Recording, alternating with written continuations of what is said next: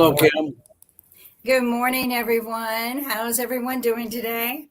All right. So, All right. welcome to the Economics with David Walker this morning. And I think we're going to be discussing agriculture. Nick is suffering from technical difficulties. So, I have been asked to dive in real quick and catch up with what you're doing and have a discussion about this today. So, how's everyone doing? We'll start with David. I'm doing well, recovering from Thanksgiving weekend, and I've digested all the turkey. There's still some left over though. And so, who knows how long we'll be having that. I know Sasha's up in Canada. They suffer, pardon me, they celebrate, I should say, Thanksgiving at a different time of the year than we do. And so he's probably already had his turkey if that's what they have up there. I don't know about Rick. What about you, Rick? How are you doing today? I grew up in Colorado, so I used to be able to tolerate the cold, but it got down to 59 degrees here in LA. And I was talking about, wow, winter is here and we're putting on our jackets. 59 degrees. All right. It's been, a toasty 30 something around here, but staying warm and like everyone else, the leftovers have fed us quite well. Hello, Nick. My audio finally works. And you can hear us. You need to turn it up a little bit. You're a little bit low. A little bit low. Okay. And echoey. Okay, let me just read. And we hear you twice. Okay, yeah. Have twice the impact. There was a shortage. What do they call it when the electricity went out here? You had a blackout? Yeah, something like that. Destroyed all. All right, I fixed your echo. So all you need to do is I'll adjust your mic. You go ahead and take over the show. Okay, yeah. Nice to see everyone. Hey, Kim, take care. Yeah, I wanted to bring up. The thing is the audio. You're good now. You're good. Okay. All right. Well, today we're going to be discussing the budget. Okay. This wonderful budget that no one ever discusses. And I can tell you at least all the college education I went through, we never, ever discussed the U.S. budget. So at the political science department, the MBA, the law school, LM and tax, it doesn't matter. Continuing education courses, no one talks about the budget. And so this is the first time, David, I've actually taken a look at it, and it's horrible. I mean, this is the worst piece of garbage I've ever seen in my life. And now we're looking at the Department of Agriculture, which I thought was about agriculture until I started reading it. Then I realized as a little bit of agricultural, a lot of social programs that are placed into it. And just looking at what, and I only have a very small experience in the Department of Agriculture. When my grandmother owned a farm up in Ohio, she was given a check, and she's a millionaire, given checks from the federal government not to plant a certain crops. That was it. And even when I was a kid, I was going, this doesn't seem right. You mean we're getting paid not to plant stuff? Yeah, that's what the government does. And I was going, okay, you're a kid, you don't know. So that's what they did. And now the thing is, I went through this budget, okay, and it's 30 billion. People don't understand how big 30 billion they're spending. That is the 8th largest private company in the United States, what they're doing. So I was going, what are they spending it on? And the SNAP program, what is that doing in agricultural? Anyway, that was a huge part of their budget, was basically giving away food. Then the environmental concerns, what does that have to do with agricultural? Tons of money going to agricultural. Internet, for rural areas, millions and billions of dollars to the internet. And then, of course, other throwaway programs, which you're welcome to read. It's all inside there. There was one commentary that I picked up, and this person was upset because they want a 10% increase. And if you look at it, these programs are failures. The SNAP program, we 40% of Americans are obese. So whatever they're feeding isn't the right thing to people. So you're looking at, then he wants like 11% increase to hire 4,700 more employees to put infrastructure in rural parts, which from the understanding I saw was 50,000 per household. You're adding 30 billion to the debt. And when I looked at the Department of Agriculture, I could only think of one thing: shut the whole bloody thing down, start again, and move whatever they have that's useful. There's a couple of useful things somewhere else. But anyway, that's my opening statement. And David, I don't know what your thoughts about the Department of Agriculture. I think the budget should be required course for everybody in high school and college, required, because guess what? You're not going to want to look at this stuff voluntarily. So I do want to thank the viewers actually suffering through this stuff that we're suffering through, and the people who bother to take the time to read this big giveaway program. But anyway, David, the floor is yours. That's my opening statement. I think it's horrible. Well, don't hold back, Nick. We really want to know what you think about these things, So, but anyway, let me start off with saying that when I taught the economics of national security at the U.S. Naval Academy, we did talk about the U.S. budget. We talked macroeconomics, and we also talked about a lot of issues that directly related to the Defense Department. But you have to understand the big picture. And let me end up, talking a little bit about the big picture. There's two kinds of spending that goes on in the federal government. There's direct spending and there's indirect spending. Direct spending are the things that, go out the door with regard to cash payments. And the indirect spending are things like tax preferences and guarantees and things of that nature. Believe it or not, when you add together the tax preferences with the mandatory spending, which is direct spending, 90% of what a normal person would consider to be a budget, we've written a blank check. We don't control it at all, and we don't effectively oversee it at all. Let's take the agriculture department. The agriculture department has about $30 billion worth of direct spending, which you've talked about. And many of the programs that it's gearing with don't directly relate to agriculture. They may relate to food. For example, the SNAP program, which is for the poor and to try to be able to provide them with resources to be able to buy better food than otherwise they might be able to buy. That's a big part of the agriculture department. You've got the school lunch program. You've got the school breakfast program for poor families in order to make sure that kids have adequate nutrition in order to be able to learn. You've got expanding broadband, to rural areas, which has absolutely nothing to do with agriculture whatsoever. All right. And you've got a lot of tax preferences in the Internal Revenue Code that relate to agriculture as well. And so, as we've said in prior situations, we really need to step back and look holistically at the federal government. What is it doing? How is it doing it? Who is doing it? How do we measure success? And in many cases, it means eliminating a number of things, consolidating a number of departments, and separating the wheat from the chaff between what works and what doesn't work. It's interesting, Nick, you talk about, we're providing SNAP benefits in order to hopefully encourage people to buy better food. And yet we've got very high obesity levels. And in fairness, there are certain things you can't buy with SNAP benefits. But on the other hand, there's also a black market with regard to SNAP benefits where people can end up, trading their SNAP coupons for cash and then buying whatever they want. So, we've got to really understand that the baseline in government is not okay. It's time to step back, undergo a fundamental reassessment. Whether that's an expanded Grace Commission type concept or whatever, may have to be done on a piecemeal basis, but needs to be done sooner rather than later. Okay. Rick Rausner, any thoughts? I don't know if you had time, Rick, to read through the department. But I got to say, so when you do the math, we're spending $90 for every American to have per year to have a Department of Agriculture. Right.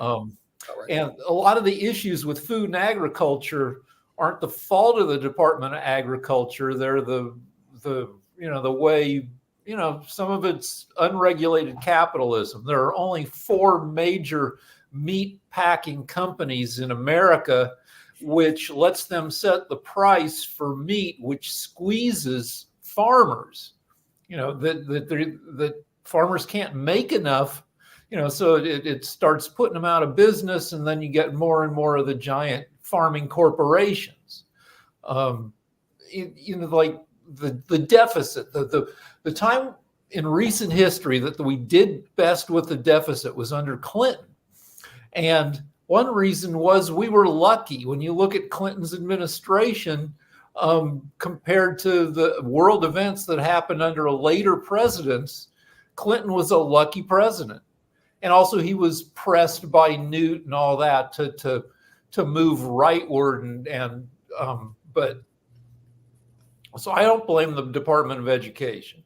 And I think school lunches and breakfasts for every kid, which a lot of liberal states are putting through, are a good thing. You don't get poor kid shaming if every kid gets a lunch and a breakfast, and you get fed kids. And then the issue of obesity, some of it is in poor neighborhoods in America. There aren't really good options for buying healthy food. That's thing one. Thing two is food that's bad for you is increasingly delicious because since the 70s, 80s, food science has learned, how to make like food taste irresistibly great. 2/3 of Americans are overweight.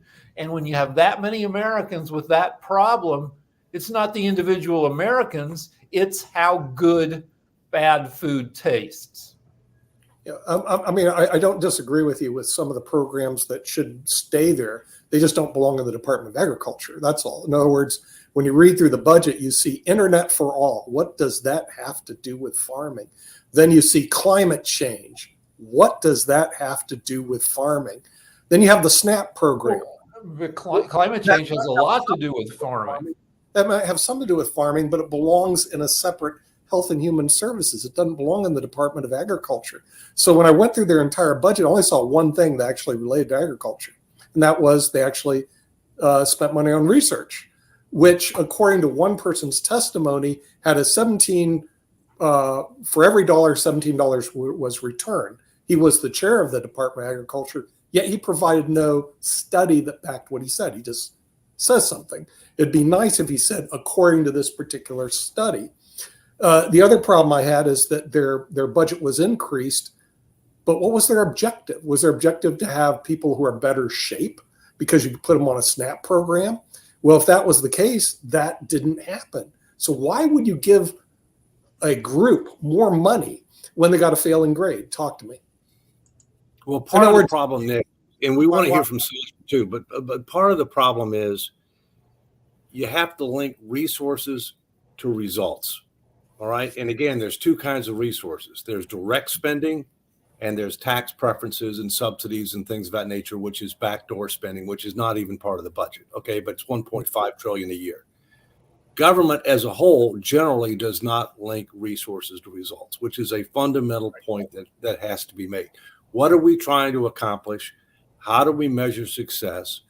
How can we link our resources and authorities, which includes regulatory authorities, enforcement authorities, et cetera, to try to achieve the best return on investment with regard to our financial cap? I wouldn't call him major, but Chuck Grassley, senator from Iowa, he still has a working farm, believe it or not. I don't think he does it himself. But so, we've got this situation where government's grown too big, promised too much, subsidized too many, lost control of the budget. And yet the way that it measures success is how much money do you give and how many people do you have? Fundamentally unacceptable, unsustainable. But let's hear from Sasha and then we'll go back around. Yes, Sasha. I'm wondering actually why United States would default on all its obligations and will start from zero. And there will no debts. There you can create very, very fundamentally sound economic policies. And from that point on, the country will flourish and will do extremely well. I don't know, because with this interest rates where they are now, just to service its debts, it's taking more money than Pentagon's budget, from what I heard. And I don't know why United States needs this burden, really. Well, Sasha, let's talk about what we can and what we can't do. I mean, if you look at our Constitution today, there's only one thing that's guaranteed that's a financial obligation of the United States, and that is U.S. Treasury securities and accumulated interest. And that Treasury securities means not just the debt held by the public, but also the debt held by the Social Security, Medicare, and other trust funds. That's about $34 trillion. And you properly point out that at current interest rates, because most of our debt is relatively short-term debt, we're having to not only borrow money for the deficits, we're having to roll over debt that used to be at a much more favorable interest rate at a much higher interest rate. And that's why interest is the fastest growing expense. But given that fact, we can't back away from the 34 trillion in debt. We need to do a better job of trying to put our fiscal house in order and our monetary policies in order so that we can moderate interest rates and reduce, the burden of increasing interest for which we get nothing. That being said, we could totally change everything else if there was the political will to change everything else. And the answer is there's not.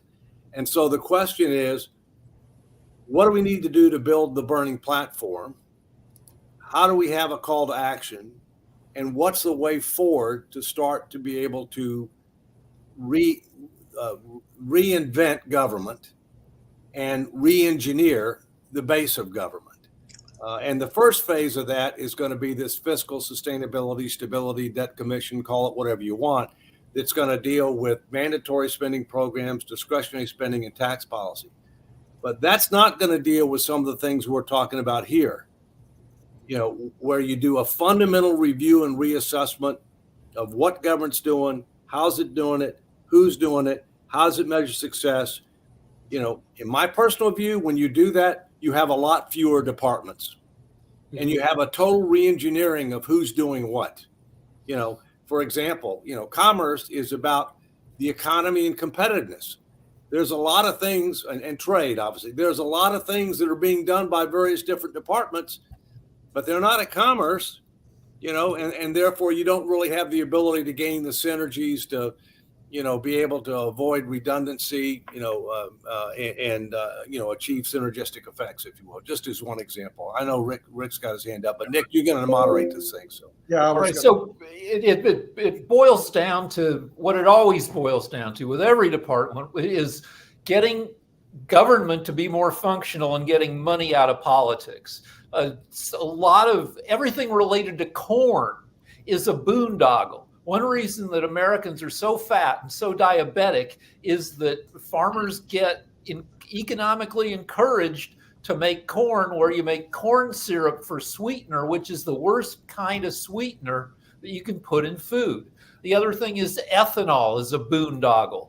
Ethanol costs more in fuel and resources than you get out of it. If we made ethanol is fuel made from corn. If you quit doing that altogether, you'd have more energy than we do after making all this corn to turn into gasoline and junk. Right. Mark. Yeah, I'm glad you're here, David, because I had a question based on a interesting conversation that I had yesterday and everything, and I'd love to hear your thoughts around this. How can we get rid of some of the waste that exists that is not necessarily government impacted? Because one of the things, as I've said several times on this show, and I've said it on other shows as well, I get around by mass transit, and I was having a very interesting conversation with our local bus driver here in Durham, North Carolina, and he was telling me about how a number of people are actually hustling the medical system, and these are folks that are homeless and everything. So he was telling me about how some of the folks that are going to Duke Regional will actually literally call and give the address of the terminal as their home. So then the hospitals are sending letters to the terminal asking them to pay. And if you know anything about an EMS ride, they're not cheap. They're like around $700 and all in that space. So you can imagine how much of this money is being wasted if they are doing this on a regular basis. And he told me of one individual that might have done it like for about half a year. So if you times 700 times 200, you're talking about a couple of $1 million that are being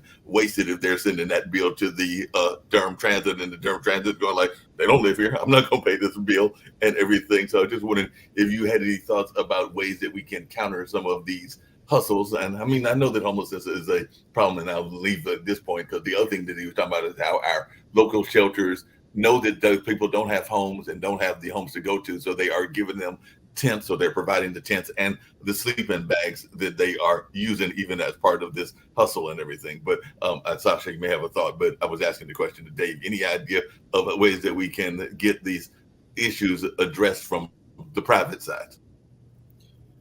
Well, first, the government is a monopoly, all right, and it doesn't really face direct competition, and therefore it doesn't have the same incentives that the private sector has, to try to be able to continuously push for economy, efficiency, effectiveness, productivity, all these different things, right? They don't have to be able to demonstrate that they're generating good value for money because people can go someplace else. In the private sector, whether hospitals, for example, there's for-profit and there's not-for-profit, right? But they have competition, right? And they need to be able to make a profit in order to stay in business. And so therefore they have an incentive to try to figure out what's going on with regard to this fraud. That's exactly what it is. It's fraud. That's totally what it is. Yes. It ought to be pursued, both civilly and criminally, and the people who are doing this ought to be held accountable for that. All right. But then, the private sector, being both for-profit, not-for-profit, they have an incentive to do that. Okay. The government doesn't have as much of an incentive to do that because it's other people's money, and the government's going to stay in business, irrespective of how much fraud, waste, and abuse there is, although we ought to have zero tolerance for it. So those are my overview comments, and I know Sasha's got his hand up. I have a follow-up question. Be able to say he's not the one doing that. I mean, he's not the one doing it. Go ahead.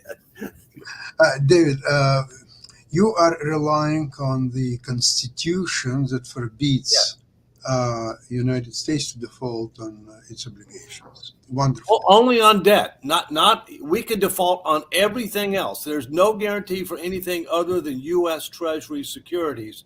And just to clarify, Sasha, as of the end of the last audited financial statements, today, let's just say today, I think we have about 34 trillion in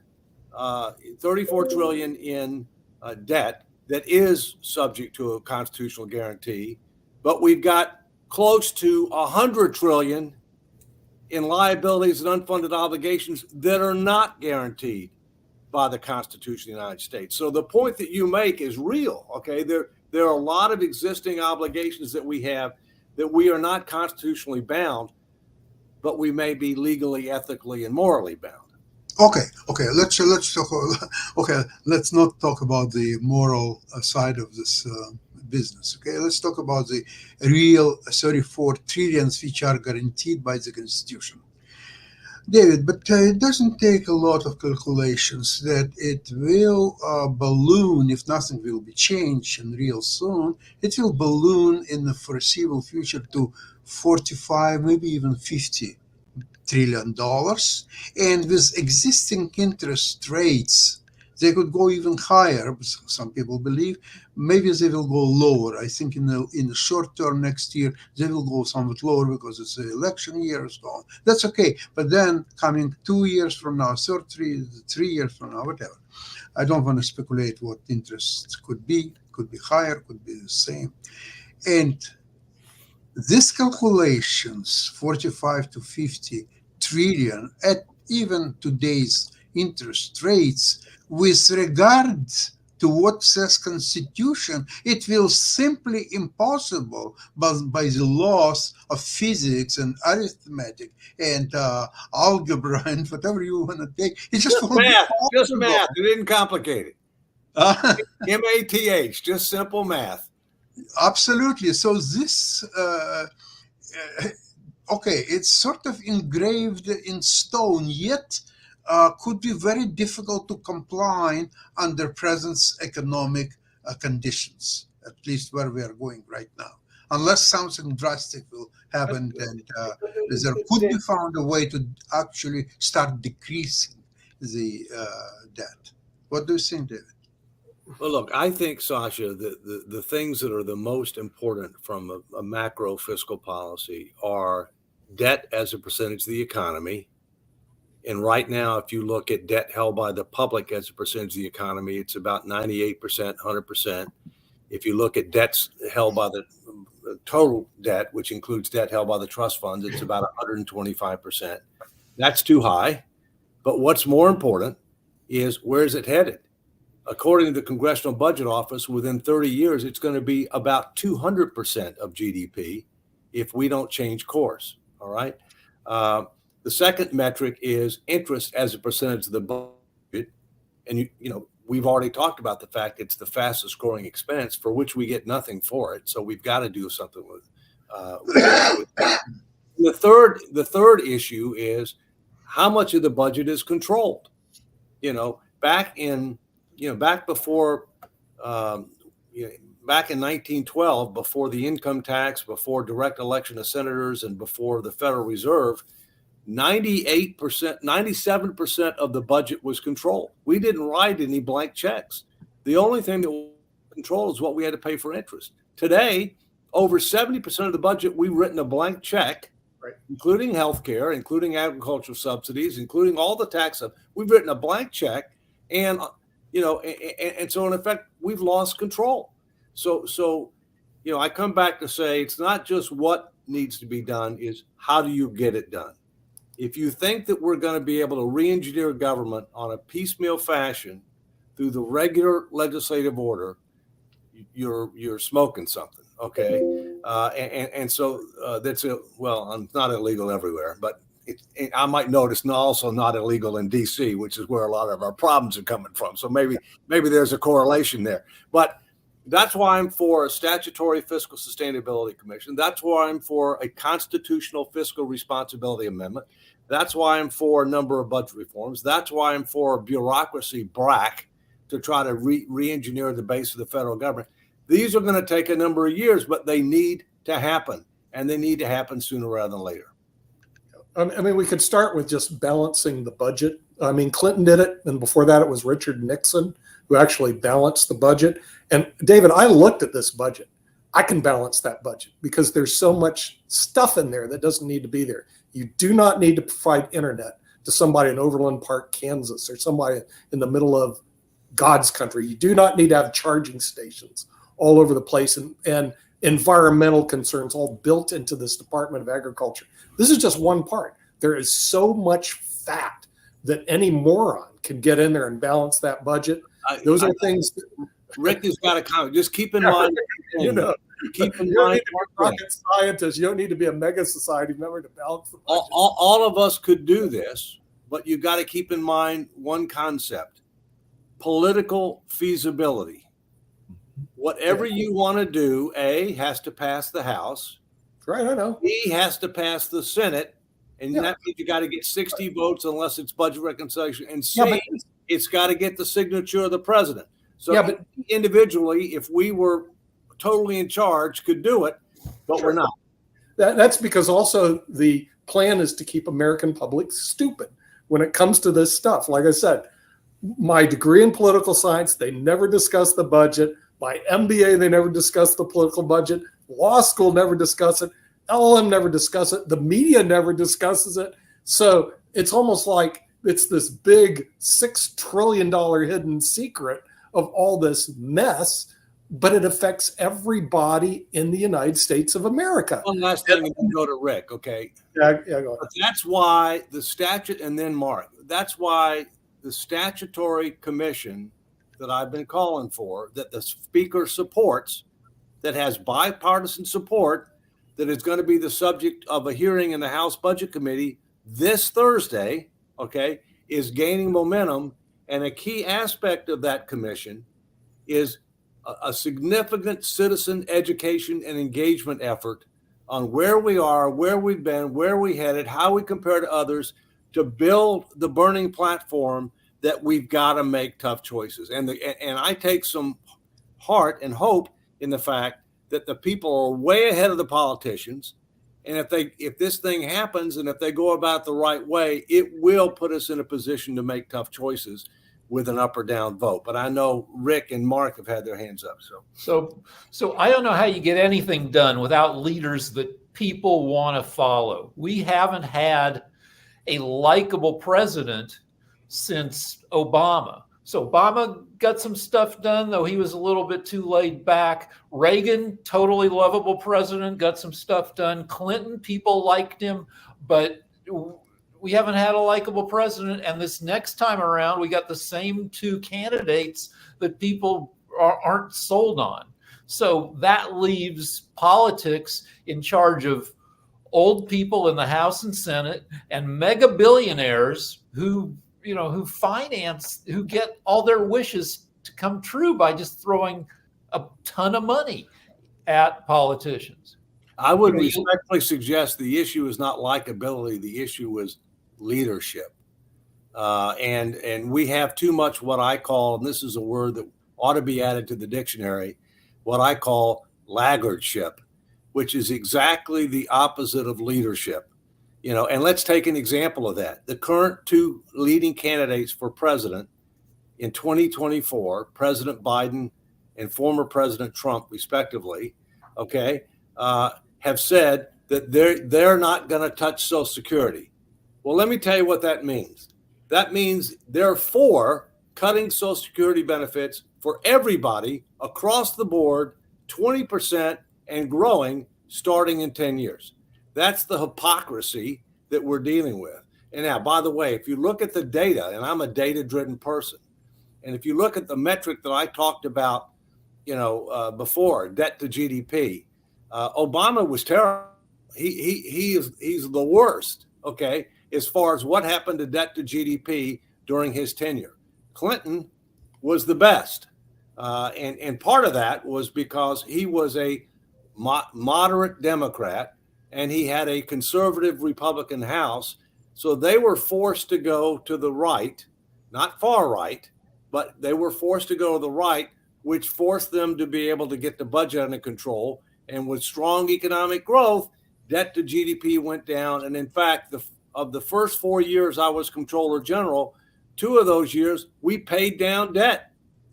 We don't have to pay it off. It'd be nice if we could pay it down, but we've got to quit adding to debt to GDP. That's what we've got to do. Quick statement and everything, and then I have a question for you based on Thanksgiving and all along those lines. But Nick, I actually saw this great commercial. This is the statement I was going to make and everything, that I was actually showing private business bringing the internet to different people. I think it was actually charter and all in that space, but they were bringing internet so that people would have access to the internet on the bus. So some of that internet for all can actually be private sector that can help in that regards and all in that space, because that was a commercial that I saw over the weekend. But my question for you, you were actually the subject of Thanksgiving dinner and everything, David. I thought you'd be glad to know I'm the one that brought you up, but we were talking because we have a family of folks that are activists and love talking politics. Sometimes we agree, sometimes we don't, because of having a cousin that is a little bit more on the conservative side. But one of the things we were trying to figure out is how a third-party candidacy, and I know that you are part of the no-label movement and everything, could actually be viable and feasible. And I do know that even in our conversations here, you talked about having a pathway to victory in order to even introduce a candidate and all along those lines. But I was just wondering, because it did come up in our family conversation on Thanksgiving dinner and post-Thanksgiving dinner, as to how that would be viable. So who knows? Mom might be listening, and maybe she'll hear your answer and decide to go your path and all along those lines. But I was just wondering if you could share some of the pathways, because Mom's not the only one. There are a number of other folks that are trying to figure out, hey, it sounds good in theory, but I'm stuck with the two that I'm used to, which is the Democrats and the Republicans. Well, let me give you a No Labels update. First, No Labels is a not-for-profit entity that was the force behind creation of the Problem Solvers Caucus in the House, the bicameral group in the House and Senate, that have been the ones that have made bipartisan deals happen. Whether it's the infrastructure bill, whether it's the CHIPS Act, whether it's avoiding a default to on the debt ceiling or getting a continuing resolution, they have been the force that have caused those things to happen. Not the leadership in the House and Senate, and not the President of the United States. All right.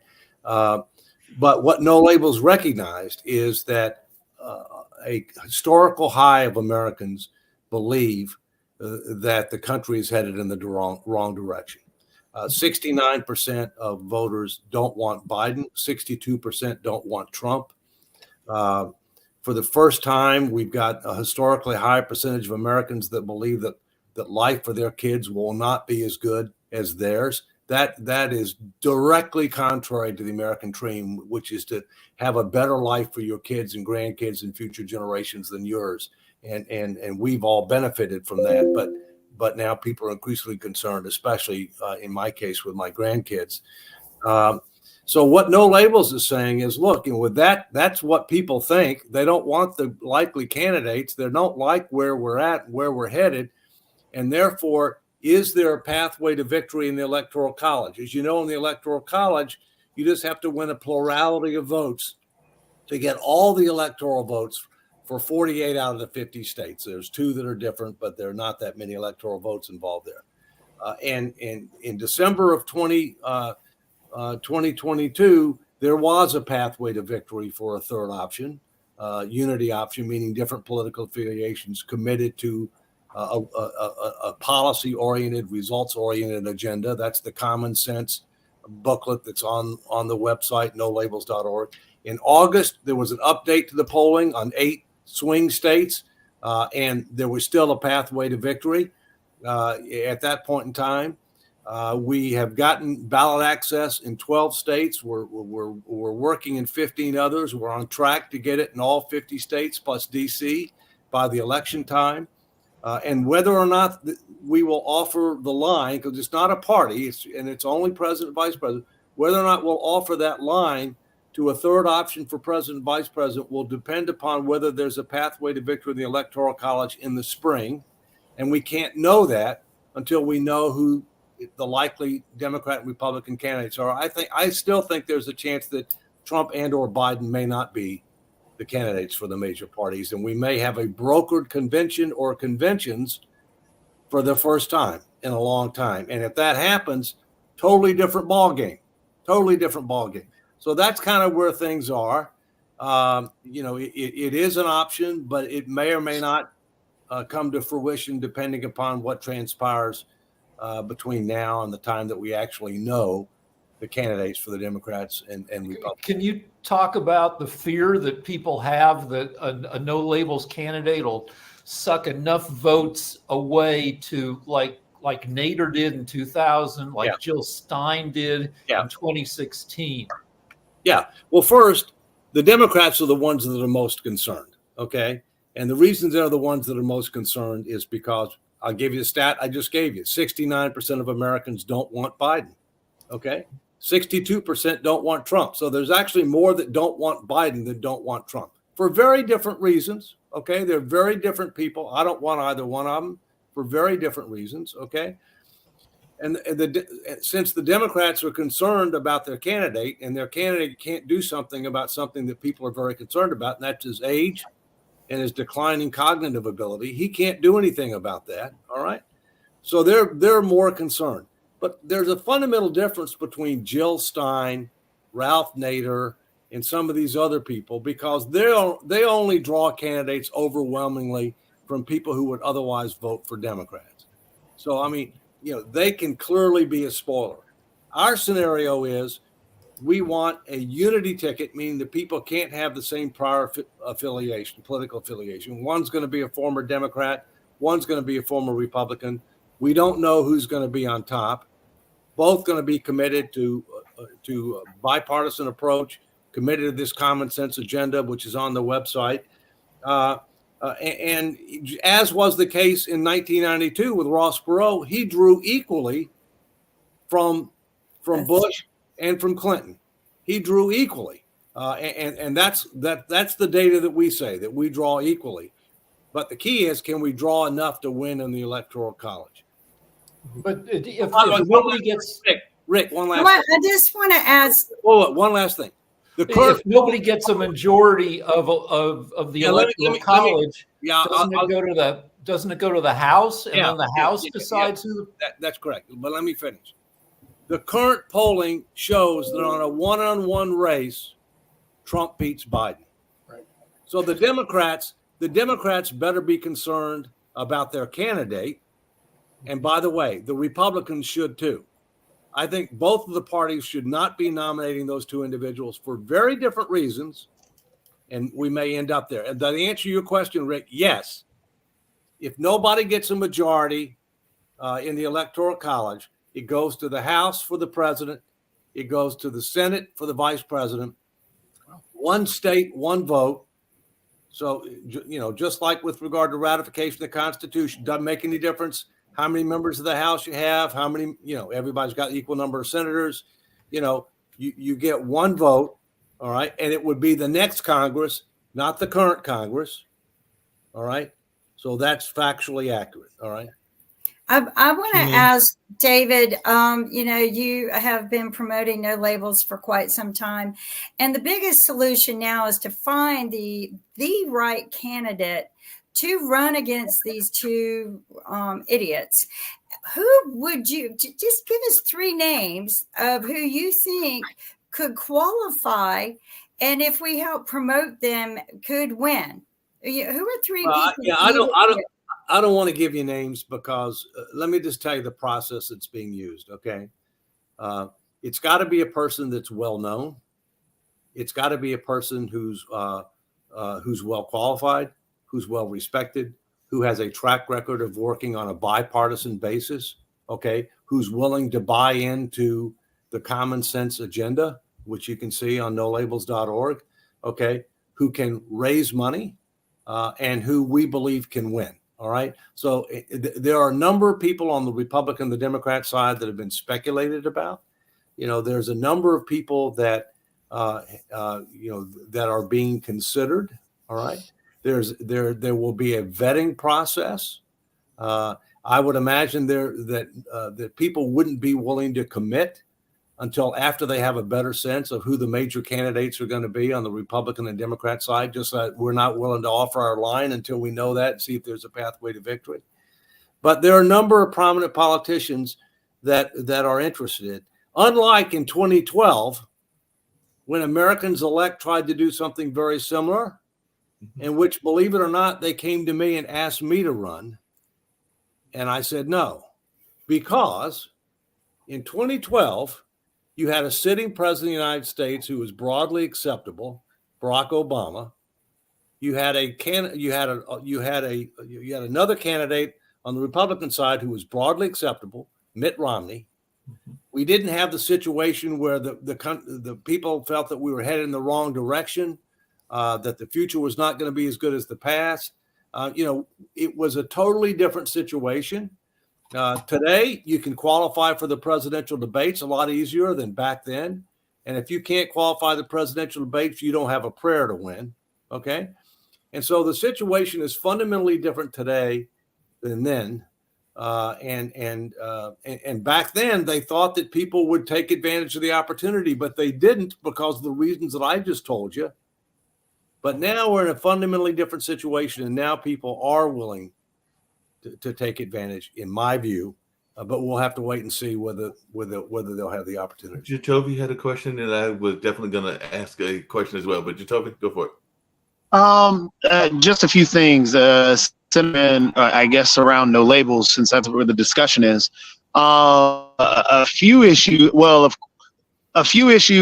For example, just me, for example, a few issues that I have with no labels because even though the common sense that you say that are on the website, it's spoken in platitudes, so it's more like a campaign instead of more specific things. For example, there's notions around the whole abortion issue which is out there. Same thing around action, so on and so forth. Things that affect people's lives. And so the no labels is still sounding like a political party is. And even though it does not have a top, there are rumors focused on having a Republican or a former Republican as the leader. But you said that it doesn't matter whichever one commits to whomever. But then on top of that, one of the issues is that even in the platitudes spoken, they seem not really more towards the center. And playing off of the early polling, yes, you'll probably pull more from the Republican Party due to the fact of the conservative style policies that are listed on the actual website and the platitudes that it's spoken in, and that's who it kind of speaks to. And it will, right now we're basing everything on early polling, which is tough. Yes, Biden does not have the opportunity to change the biggest problem that he has, which is his age, because his actual his platform and his economic policies and a lot of things that he's done have been a positive, but because of his age and the negative responses towards him, a lot of people are overlooking that because he had a lot of successes economically. But again, just getting back no labels issue, for the party itself, at what point would you decide we can only get on 23 ballots? Do we pull out? Because we're only a few months away before the primaries and everything start. Because yeah, let me say several things. First, we're not a party, we're a movement. Okay, we're focused solely on president and vice president. We're not planning to run for Senate, House, state legislature, Congress, United States, nothing else. Okay. Thirdly, the common sense agenda, which has 30 issues, was determined based upon extensive state by state polling in December of 2022. These are the issues that the American people were concerned about. And then there's a framework for a way forward. It isn't overly detailed for two reasons. One, the more detailed you get, the more people throwing stones at it, if you will, and the less ability you have to compromise on certain issues. Abortion is in there. It's by no means one of the issues that we lead with, but it is an important issue for a number of Americans, and so it is in there. There are 27 states that we believe are in play for a no labels third option candidate. In theory, we don't have to get on all 50, but that's what our objective is to get on all 50 as well as DC. But there's 27 that really are our primary target. We have not decided whether or not a Republican or a Democrat would be on top. There has been some discussion about whether or not we have a better pathway to victory if a former Republican is on top, but no decisions have been made there. And the last point is the decision on whether or not to offer the ballot line, the third option, to a ticket, and what that ticket will be next spring, probably in March. But you also need to understand, if it turns out that there's a brokered convention and it turns out that the candidates aren't Trump versus Biden, then we've got the ability to pull the ballot access as late as August of 2024. So there's lots of checks and balances that are built in order to try to make sure that we're in it to win it, not to be a spoiler. Hey, David, just really quickly, two things. I was really curious, and Jacoby kind of alluded to it and everything, but in your mind, are there any, and you don't have to say what they are there any positions that folks might consider to be centrist or all along those lines? And if I can ask a somewhat follow-up question, you've alluded to, and a number of other people on this panel have alluded to, the cognitive issues that President Biden has. But I know that there are some folks, including my own pops, my own dad and everything, that are of the opinion that that is not only a Biden issue, that is also an issue with Trump as well, that there are some cognitive issues even in his space, because my dad is of the opinion that Trump won't make it to the election, and it's not just strictly because of the political fallout of some of his court cases, but also because of his own health and all in that space. So I was wondering if you had any thoughts around that, because like I said, my dad, and I did not see him this weekend, but my brother kind of conveyed the message of where his thoughts lay, and everything is of the opinion that he might not even make it himself. So we might have two candidates that are not there because of health issues. It could be. I mean, the fact is age is just a number. And just because you're 81, if you're Biden, or 77, if you're Trump, doesn't necessarily reflect what your cognitive ability is and what your stamina is. I know some people have raised questions about Trump. Obviously, he's younger than Biden, but again, your cognitive ability, your physical stamina is not necessarily directly related to your age. Obviously, the more seasoned that you are, the more that's likely to be an issue. But there are plenty of people their ages that are sharp as a tack, okay, and have great energy. So, we'll see. I come back to what I said before. These two people are no way similar. All right. Doesn't make any difference really what I think. The American people don't want either one of them. The political parties are not listening to the American people. The American people are tired of voting for the lesser of two evils. Mm-hmm. I won't vote for the lesser of two evils, and I haven't at least 2 times in the last 20 years. Yeah, right. 2 things. One is we don't know what the American people think because polls have gone to hell because no sane person says yes to taking a political survey anymore. So it's left up to soreheads and lunatics to respond to these polls. They've gotten worse and worse year by year. Used to be 1 person in 3 would say yes. Now it's 1 person in 500, and there's no guarantee that 1 person in 500 isn't crazy. That's thing 1. Thing 2 is I don't think you've got real good data behind that, but go ahead. I've just what I've read on articles on how hard it is to get people to say yes to these surveys. I understand. Thing 2 is Biden is not Trump. Biden looks like hell. He looks old as heck. He moves like he's a creaky old robot. I wish they'd get him on steroids so he'd move a little better. But when you listen to him, he seems like he knows the issues and he's still able to think well. And he has 70% more experience holding national level political office than anyone in history who's ever run for president. And he's got 47 years of experience, which is nobody else comes close. LBJ and Ford each had 27 years. He's got almost double that. Well, but that doesn't mean you got results. That doesn't mean you're competent and you know what you're doing. No, It just means you've been there for a long time. And look what's happened over that period of time. Are we better off today than we were 47 years ago? Yes. I'd rather live now than 47 years ago. Are we better off today than we were in January of 2021? Those are the kind of questions people are going to ask. That's the kind of question they're going to ask.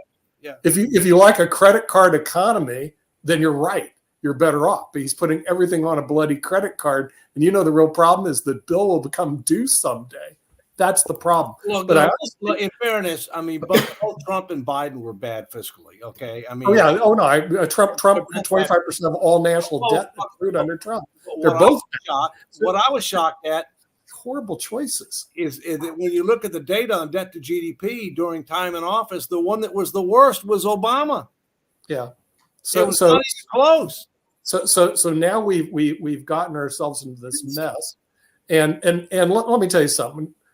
What's his name? Biden was never a mental rock star. He went to 3rd-tier law school and graduated in the bottom of his class. That guy is not anything beyond a mental midget. So to put him in the highest position in the land is absolutely ridiculous. He's putting everything on a credit card, and ultimately everybody's going to pay through it. When you go to McDonald's and you go for a hamburger, and say, "Oh, hamburger, $10,000." Why is that? Because you're paying through inflation. That's going to be the way that we paid for it, because we're not going to increase the taxes. We're increase the debt. So watch inflation just go out of control. Welcome to Venezuela. So he's putting us into a 3rd world country. Thank you, Joe. Anyway, Toby and then Rick. Oh, we're at the hour, so we have to go. You know that I was about to come back at you with everything you said was incorrect.